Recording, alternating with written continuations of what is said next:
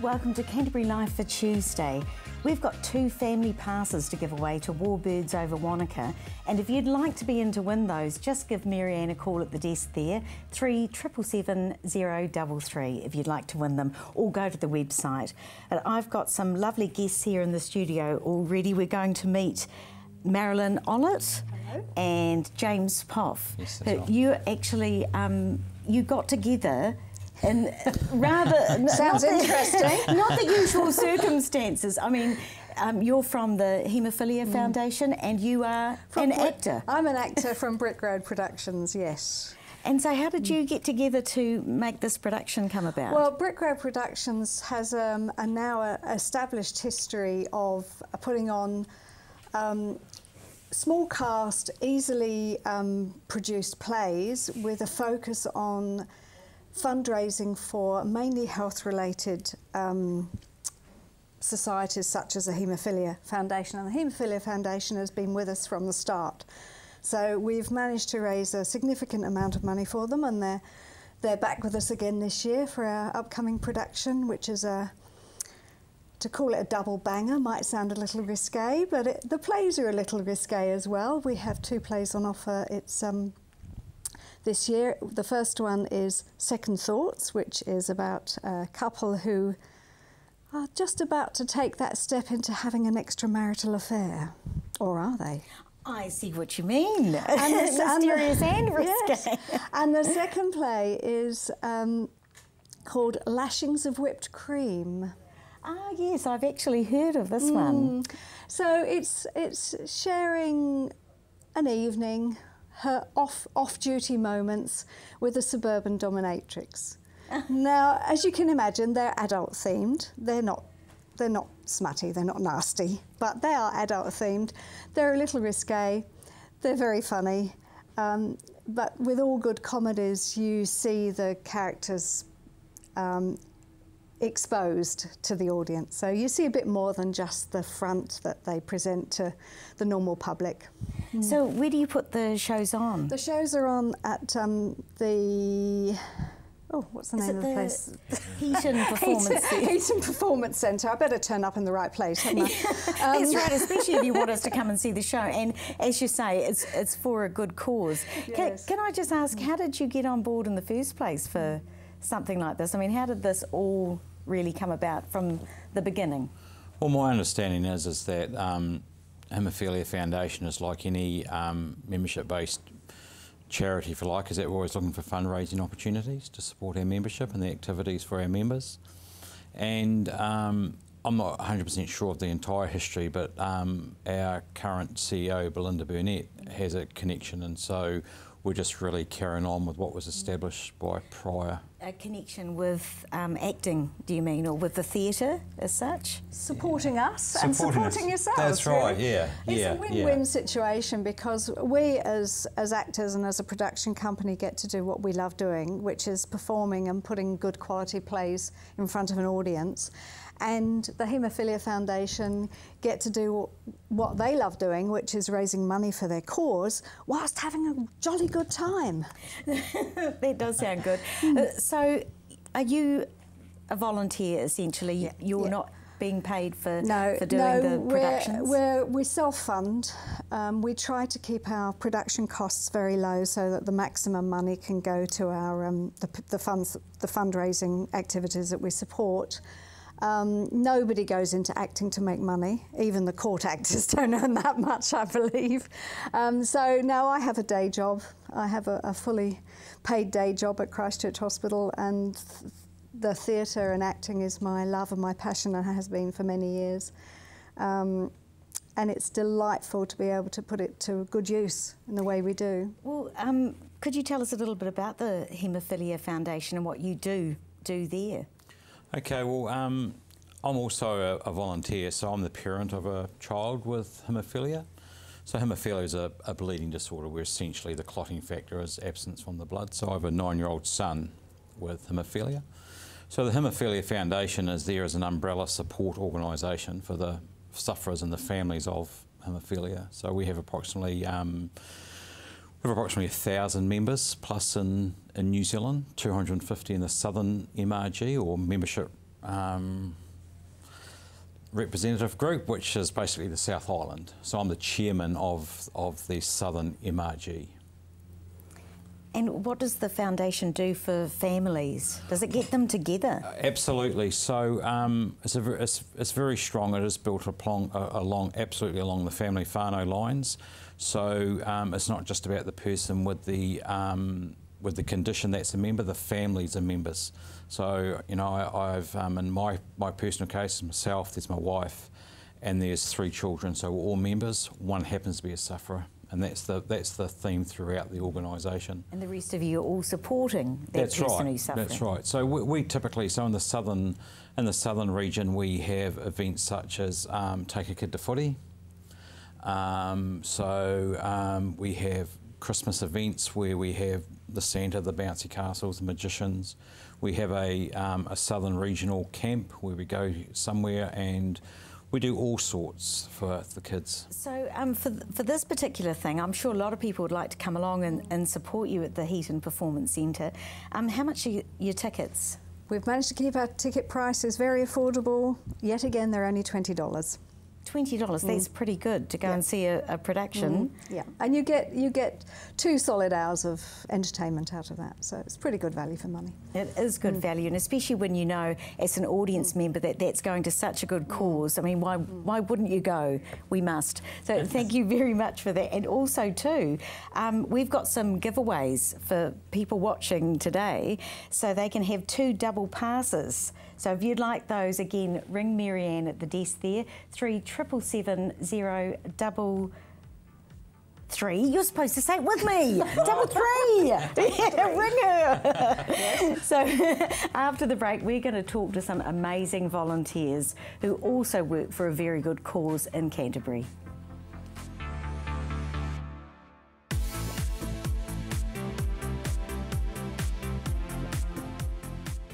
Hi, Rob Coate-Williams. Join me with Rob's Country every Friday at 7:30 in the evening when I take you out of town and talk about anything that's country.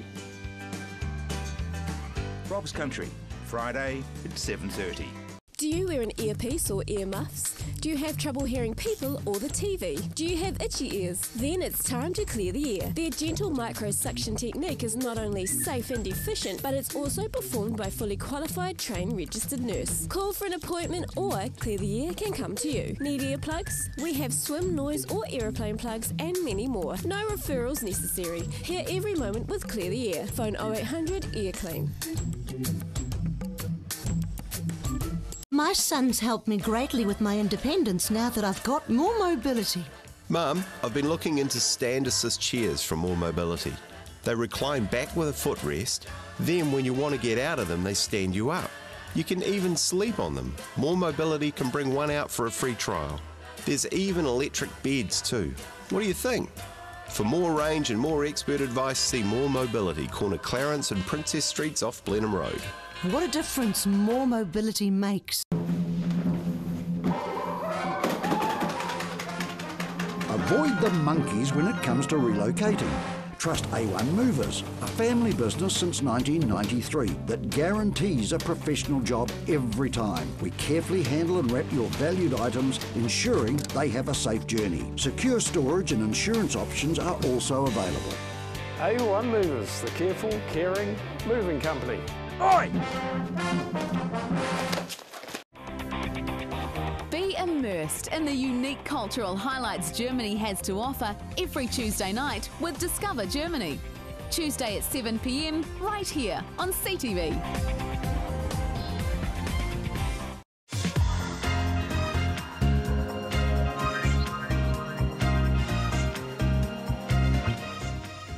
Welcome back. We have got 2 lovely people from the Student Volunteer Army. Thank you so much for both of you coming in. Bridget Williams and Alex Cheeseborough. Okay. Lovely to have you both here. I actually, just for the first time, I have to admit, looked at your website and looked at everything in it. Stuff. And I didn't realise that you do so many things. You help the community. Everybody's heard of you in some way or another around the country. You've volunteered your time, your service to people who were suffering after the earthquakes, during, after, and you keep continuing to help people. You volunteer, you help them in so many different ways. But when I went to your website and I saw somebody was a good sort for the month of February. I was actually. So was that you? I didn't really. It didn't actually say your name underneath. I helped an old woman move out of the. She was the last person ever to move out of the red zone, and I helped her move house. So yeah. Oh gosh, I read that you biked there. And that's in a headwind, but from Ilam to Woolston. And then it was just me because I couldn't find anyone else. All my mates were busy. So I just helped her, like, I ripped up her old carpet and stuff. And, she was pretty impressed. So she wrote into the press and there I am, good sort of the month. So. She must have been very impressed, very thankful, because for some people, just somebody else coming in and helping out in some way must be so wonderful for them, especially when, enough is enough sometimes, isn't it, in some days, especially with what everyone's been through in Christchurch. But here you are, all happy and cheery and spreading that cheer amongst Canterbury. So tell me a little bit more about, what your plans are for not for September, but for 2014. Yeah, well, so basically, we had our launch recently, which was awesome, and that was an opportunity for us to, introduce, everyone else who's new to SVA and to let them know what the year was going to hold. Was this on March the 20th? Yes, it was. Your launch? Yeah. All right. And so our projects this year are going to be Connect the Community, which is on the 17th of May, and we're going to be helping out the Riccarton Ilam area to sort of rectify that student image and to help those residents that are sort of annoyed with those students living in that area. So it's going to be like an ultimate get to know your neighbour day, and we're going to put all of our platoons into action, help out residents, whether it's with cooking or weeding or planting, mowing lawns, or stacking firewood, helping them out for the winter. Just a big community event, and we're going to get primary schools involved and small business owners. Oh wow! Yeah, this is actually huge now, isn't it? It's getting a little bit big. Considering you just started creating a Facebook page, didn't you? I mean, that's how it all got started. With people volunteering. Yeah. Originally, we got 27,000 likes now. Yeah. So that's great. It's a fair number. Yeah. But you were just talking about platoons. That's actually, like, say if I was somebody who I'm not a student, but I can still help, can't I? Oh, definitely. Even if I'm not a student. Yeah. So I could volunteer and I can look in your website and see these are the platoons, meaning that if I see something that interests me, whether it be art or whether it be, wanting to dig out something to help somebody's land, whatever I'm interested in, you can probably give me something to do to help someone else. We send out emails describing, because we do projects every weekend. So, last weekend I helped West Braden School build their playground, and we've done a whole range of stuff. Like last year we helped a guy build a house for his turtles that he had. I don't know why he had turtles. But, maybe it was a nice distraction after everything that's been happening. But we do one every weekend. So if you want to come along? Yeah, come along. But that's the cool thing. Fantastic. Like about the platoons, we wanted to introduce a system that allowed students to feel empowered, and where they could use their set of skills and their values and align them to volunteering. So that way they're, not only are they getting a kick out of volunteering, but they're actually using, what they have, which is really important. So you're sharing all the skills as well. Yeah, so exactly. We need some people to go over there and do what you did, help in a playground, but now we need some people to do some art stuff over there, and that's just as important, isn't it? Exactly. I mean, considering what we sometimes look at in the middle of town, it's so nice when your attention is drawn because of something beautiful and creative and artistic. Do you have a lot of people helping with those sort of endeavours? Yeah, I mean, we've got a creativity platoon. So we've done things like painting murals and that in the past. We have muscle, creativity, green, dish it up and outreach. So depending on what interests you, just sign up to one of them. But to be honest, I've signed up to all of them. So. Yeah, well, it's great having people like you on any team, actually. I mean, you're so, you've got such lovely natures, and it must be nice for people to... Not bad. Well, no, I'm going to keep going.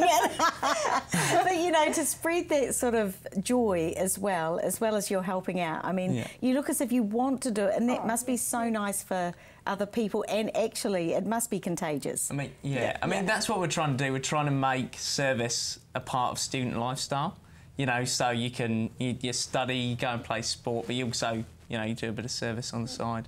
And that's on the side. It sounds like you do it quite all through the day and all through the week.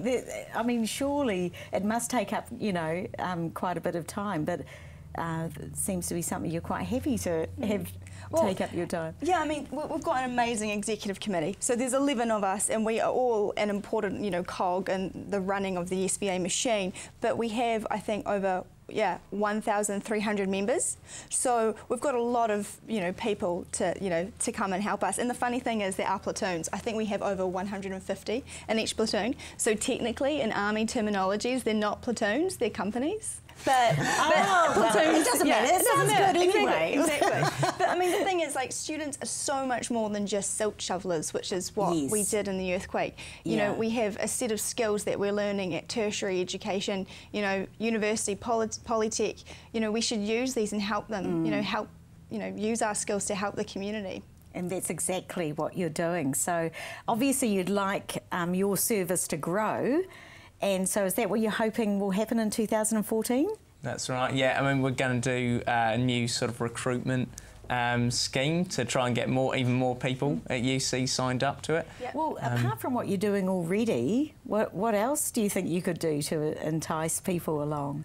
Well, I think, I mean, we've got CPIT SVA, they're on board, so they're kind of coming to the surface a bit more. They just want to get more service, more volunteering projects, you know, up their sleeves. But I think I would love to see SVA where there's so many people who have, you know, SVA in all different universities, and we can have a big SVA New Zealand forum one day. National, yes, how cool would go that be? national. Yeah, absolutely. Oh, that's fantastic. Look, I'm so proud of what you're doing, and I'm sure the rest of New Zealand is too. But it's wonderful what you're doing here in Canterbury. So thank you very much. Thank you. After the break, we're going to find out what's been happening, not on their website, but on some other ones around the world.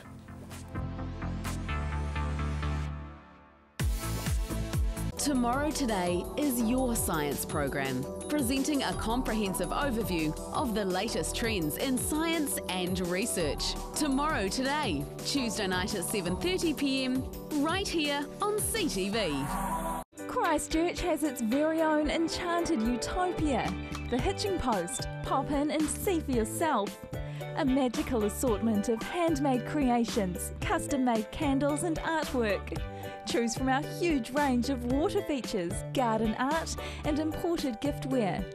Specialists in handcrafted metal artwork made in store. Nestled on 722 Marshlands Road, the Hitching Post, defining art our way. The Valiant Tavern has been in the centre of Heathcote Valley for over 130 years. This new and iconic tavern is rich with history and the only tavern in New Zealand with an original artisan well. Open 7 days, the restaurant offers an outstanding menu with great weekly specials such as Tuesday $15 steak nights. If you're looking for a relaxing afternoon or evening out, then enjoy the spacious courtyard and outdoor area. Also available for private functions and special occasions. Located near the Christchurch Gondola and just a short drive from Sumner Beach. Hurst Auto Dismantlers, your one-stop shop for all your mechanical and car part needs. Our huge premises boasts a large selection of mechanical parts, panels, tyres and glass. Most makes and models are available on site, and if we don't have it, our trusted staff will do their best to source what you need locally and nationwide. So come in and see the team, or just give us a call and save time and money. Hurst Auto Dismantlers, 343 0099.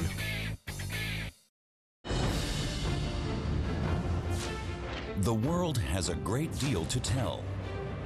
Journalists from across the world report on their home nations and the experiences of the people who live there. World Stories.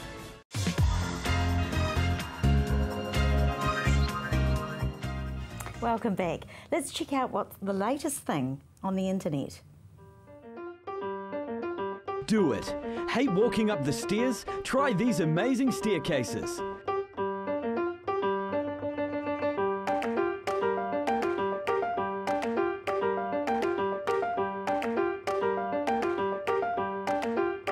This cheap solution removes landmines in Afghanistan.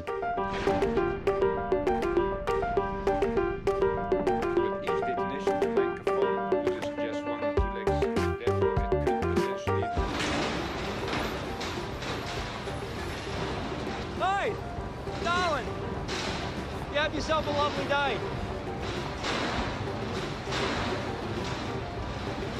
Oi!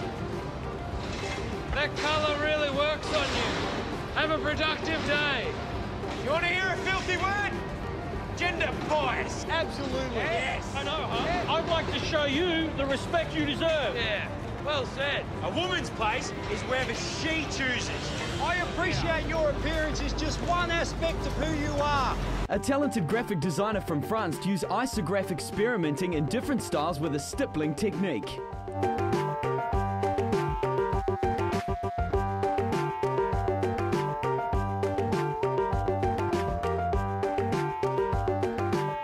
Mark weaves together layers of packing tape using depth and direction of layers to produce coloration and depth in the images. And now some things you have to see.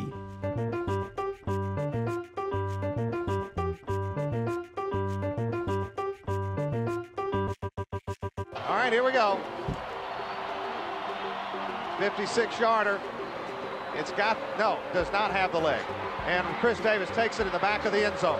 He'll run it out to the 10, 15, 20, 25, 30, 35, 40, 45, 50, 45. There goes Davis. Oh, my God. Davis is going to run it all the way back. Auburn's going to win the...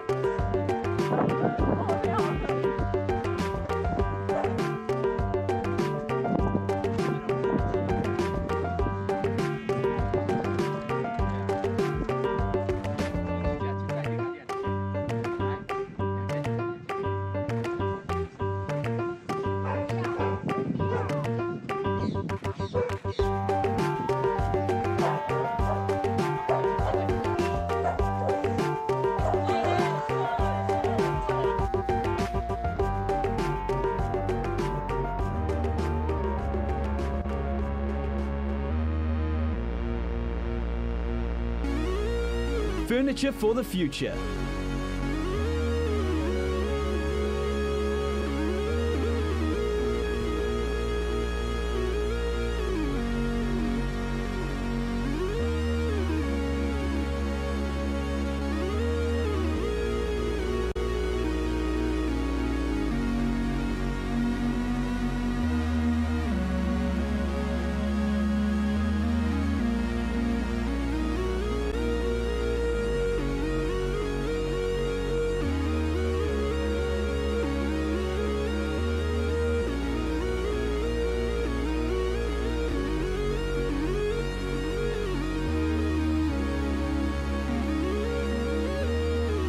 Inspired by a lack of public lighting, Alberto designed Flow, a clever concept that produces light without a grid.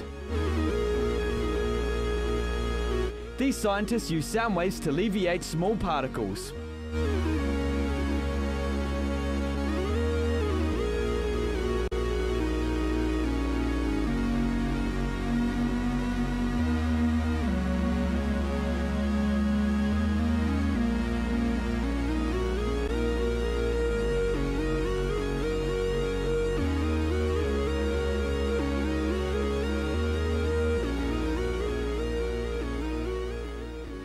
Nothing like being bombarded with a visual feast there. I was just a bit worried about the little dogs who had to be on their hind legs for so long. I hope they got a break. Anyway, thank you for joining me today. Now let's have a little sneak preview of tonight's point of view. So what's the cost then of building a house in terms of like square meterage?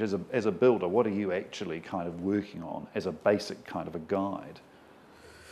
Well, it's quite a difficult one to answer. I mean, how long's a piece of string? But let's put it another way.